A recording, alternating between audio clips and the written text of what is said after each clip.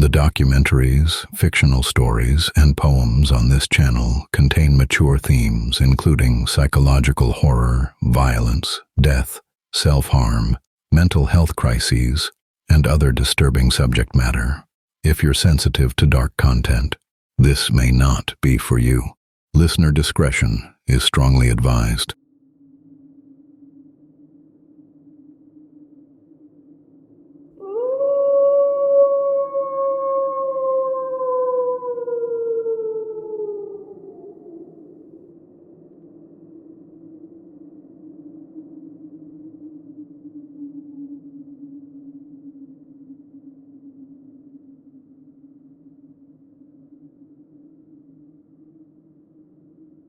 Good evening, pretenders.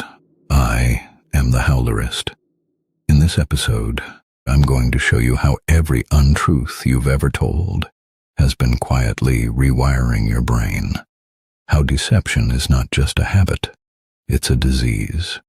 And how the line between a harmless white lie and something far darker may have already disappeared. If you're new here, why not join the pack? I have so many dark and twisted tales to share with you. But for right now, let us peel back the mask. Chapter 1. The oldest trick in the book.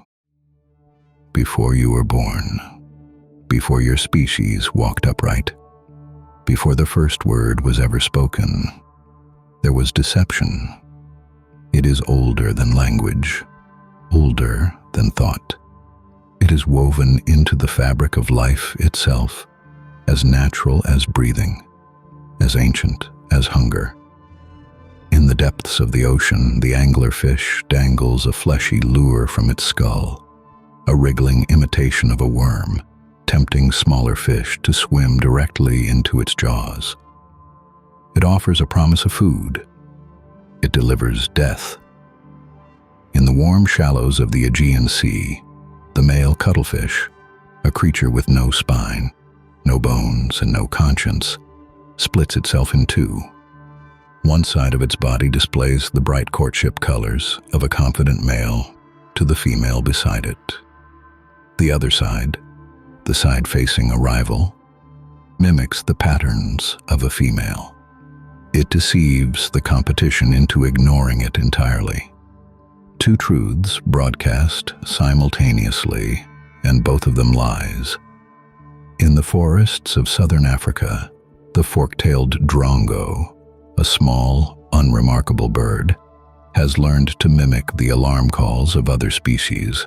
When meerkats find food, the drongo screams a warning, predator approaching. The meerkats flee, and the drongo swoops down to steal their meal. Researchers have documented these birds using over 50 different false alarms, and they change their call nearly 75% of the time to avoid detection, because even in nature, tell the same lie too often, and your audience stops believing you. Deception is not a flaw. It is a feature, a survival tool, refined across hundreds of millions of years of evolution. It exists in insects, in reptiles, in birds, in fish, and in every mammal that has ever drawn breath, including you. Chapter 2. Born to Deceive. You told your first lie somewhere between the ages of 2 and 3. You probably don't remember it. A denial, a deflection, something small. I didn't do it. It wasn't me. And here's what's fascinating. Nobody taught you. No one sat you down and explained the mechanics of deception. Your developing brain simply figured it out. Psychologists call this the emergence of theory of mind. The moment a child realizes that other people have thoughts and beliefs that are separate from their own, and that those beliefs can be manipulated. By the age of 4, 90% of children understand what a lie is, and most of them are already telling them. But here's where it gets uncomfortable, because very quickly after that, the adults in their lives start teaching them to lie better. Tell grandma you love the present. Say you had a nice time. Don't tell your father. These are prosocial lies. Lies told not for personal gain, but to protect someone else's feelings, to maintain social harmony, to avoid causing unnecessary pain. And research confirms they are everywhere. A study published in Current Opinion in Psychology found that prosocial lies are ubiquitous in human interaction, motivated by the desire to spare others from emotional harm, and most frequently told by people with high levels of compassion. We lie because we care. Children as young as 3 will tell an adult they look fine for a photograph, even when that adult has a bright red mark on their face. Not because they're devious, but because they are developing empathy. They can feel that the truth would hurt, and so they choose the lie. The kind lie, the warm lie, the lie that makes the world a little softer. And society doesn't just tolerate this. Society depends on it. How are you? I'm fine. Does this look all right? It looks great. Did I wake you? No, I was already up. Tiny fabrications, invisible threads holding the social fabric together. Without them, every conversation becomes a confrontation. Every interaction, an interrogation. We need these lies. We reward them. We punish people who refuse to tell them. We call those people rude, blunt, tactless. We have built civilization on a foundation of small, kind, necessary untruths. So, what could possibly go wrong?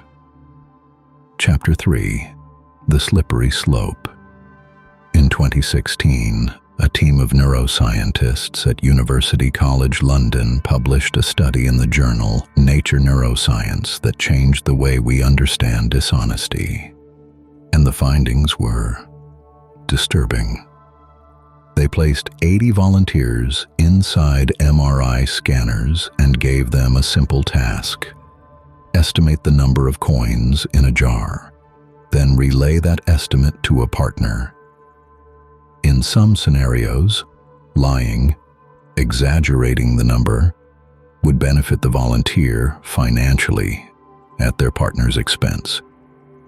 At first, the volunteers lied small, tiny exaggerations, and their brains reacted immediately. The amygdala, the region responsible for processing emotion, for generating that uncomfortable, guilty, sinking feeling you get when you know you're doing something wrong. It lit up intensely. But then something happened that the researchers hadn't quite expected. With each subsequent lie, the amygdala's response decreased. The emotional alarm got quieter and quieter. And as the amygdala fell silent, the lies grew larger, bolder, more elaborate. The lead researcher, Dr. Tali Sharot, described it like perfume. You buy a new scent, and at first it's overwhelming. A few days later, it fades. A month later, you can't smell it at all. Your guilt works the same way.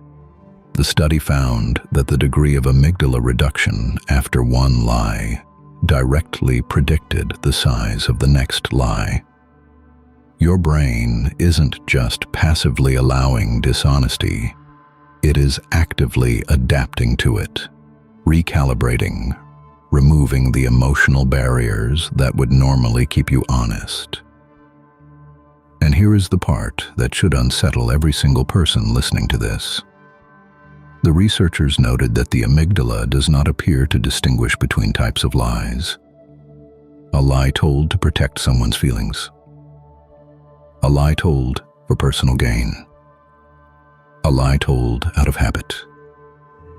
To your brain, they are neurologically identical events.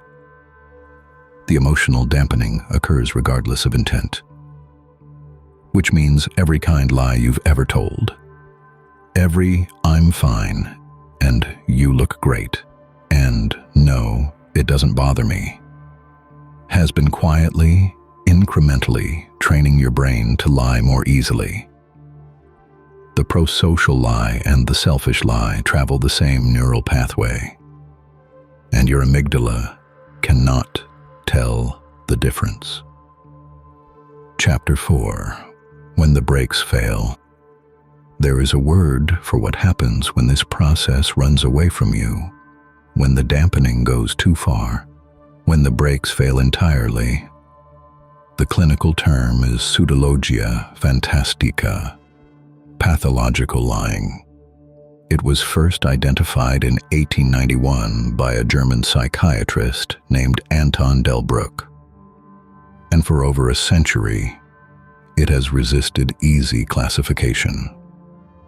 It is not listed as a standalone diagnosis in the DSM-5, the Diagnostic and Statistical Manual of Mental Disorders, the book that psychologists and psychiatrists use to officially classify every known mental health condition. If you're not in that book, you don't officially exist, and pathological lying is not in that book. It exists in a gray zone, recognized by clinicians, observed in patients, documented in case studies, but never formally defined as its own disorder.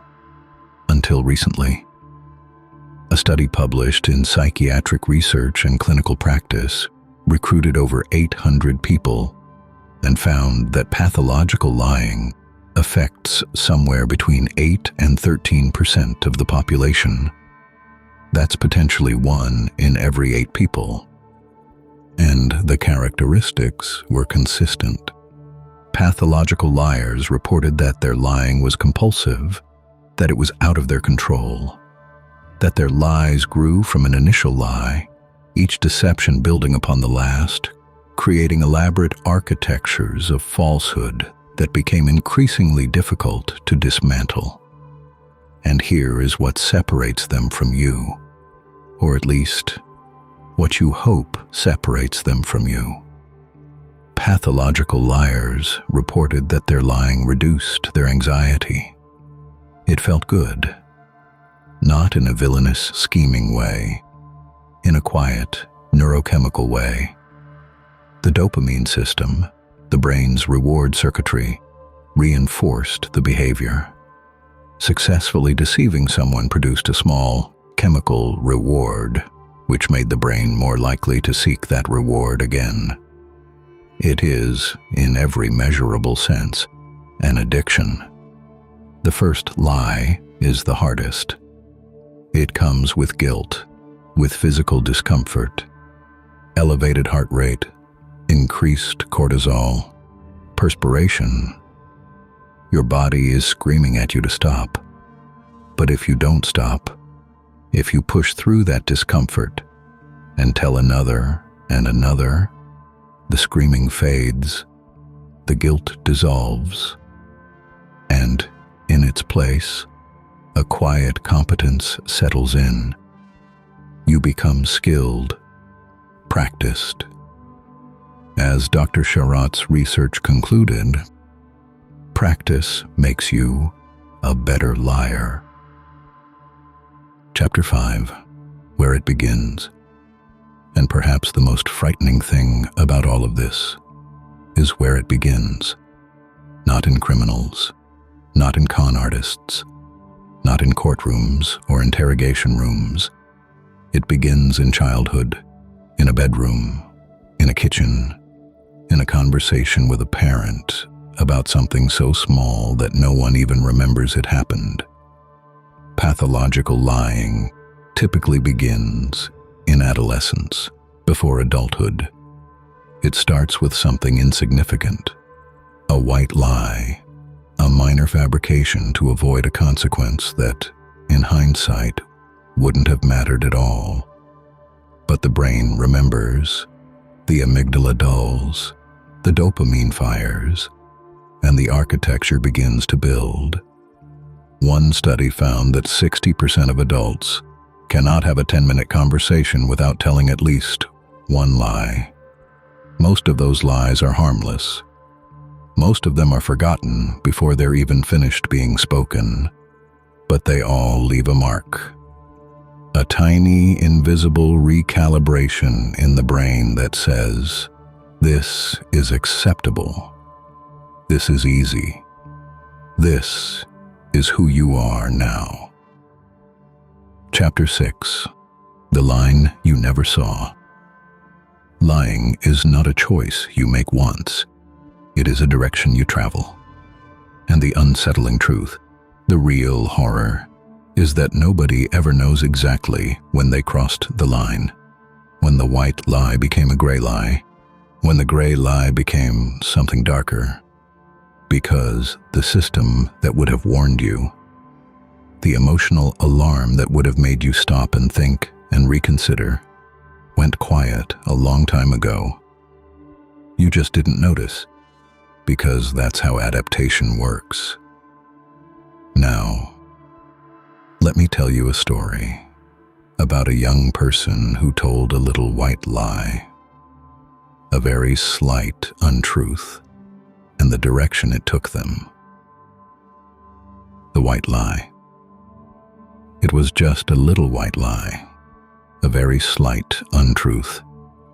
I've told quite a few of them since I was in my youth. What harm could a minor fib, just scattered here and there, ever do to cause a bad event to come to bear? I enjoyed the challenge of constructing fantasy, till it became addictive and was soon engrossing me. The longer without consequence, the more I felt compelled, becoming more elaborate with every lie I'd tell. So I thought nothing of the day I went out with my friends. I'd created such an alibi, my detail without end, constructing me a letter to my parents from the school. A study trip for class would be my visionary fuel. Printed on a letterhead I downloaded from online. My forgery looked perfect. My parents gladly signed. They even gave me money, so I had cash to waste. I packed a little backpack, and I headed off in haste. A full night unescorted, our freedom to begin, meeting at the river first and launching from the swing. We had no one to answer to, no conscience in our ears. So in youthful overconfidence, we abandoned all our fears. Sitting by the fire, we drank a little wine, until a drunken stupor began to cloud our mind, deciding then to visit an alleged haunted home, an old house long abandoned, standing silent and alone. We stumbled as we made our way along the railroad tracks, as we whispered scary stories with the township at our backs. But one of our companions told us she was so afraid. That's when my mind clicked over and my little plan was laid. As we approached our destination, it was time I set my trap. So I told our group I had to leave and started heading back.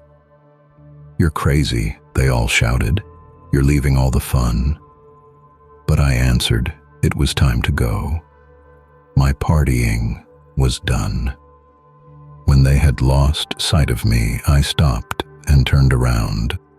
Stealthily in darkness, I began to track them down, hiding in the bushes, out of sight and out of mind. They headed up the hill as I followed close behind. There the house stood eerily, so dark and overgrown, with a rusty open gate and a pathway made of stone. To the side, some broken headstones, the backyard, just a cliff. As I focused on the scared one, all wide-eyed and frozen stiff, demeanor now had changed, as silently they stood. This group of overzealous, now rethinking if they should. But eventually, one by one, the old door they entered through. Till all alone, my isolated prey was forced to enter too. Still hiding in the shadows, I could hear as they explored. Then, a shriek of weird discovery. They'd found a Ouija board. An argument ensued as my friends pondered on this find. But consensus was to try it, so my actions now defined. As they sat around the item, placed their hands on the planchette, pushing it in circles, asking spirits to connect. I could feel her racing heartbeat, like a frightened little lamb. As my anticipation heightened, I prepared to launch my scam. "Are there any spirits present?" came the words that I awaited. The answer, swift, delivered with a bang, that I created. The whole group jumped and squealed, but still continued on their quest. But I focused on my target, wondering how to scare her best. "Thank you," came their answer. "Now we know that you are here. Can you use this board to talk to us, to make your message clear?" She shook her head and terrified, was asking them to cease. But they defying her would cause her horror to increase. She looked around, like searching for a pathway to depart.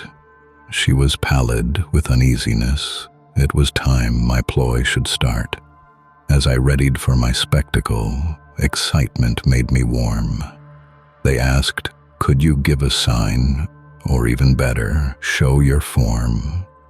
Just as the words were spoken, I started screaming loud and stomping loudly as I could as I ran into the crowd.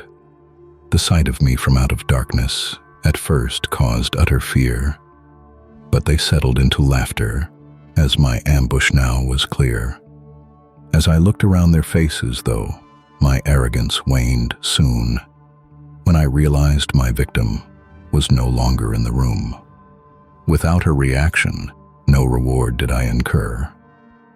As the laughter slowly dwindled, I began to search for her. Nowhere in the house was she. We shouted out her name, but none as frantically as me, for I, the one to blame. No sign of her, so now resigned, authorities were called. Now bathed in flashing light as my scenario recalled. Then way off in the distance, "I've found her," was the shout. As we quickly headed over, what we sighted left no doubt.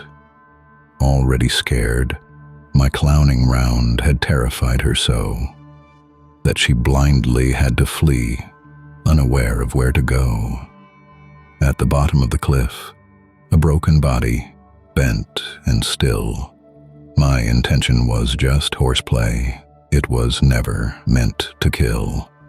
The cuffs were cold, my harsh reward for a night of tragic fun. Now I stand here in a court of law describing what I've done. It was just a little white lie, a very slight untruth. I know we've told a million of them way back in our youth, but that fateful night brought all of my deception to an end. I stand here swearing solemnly, I will never lie again.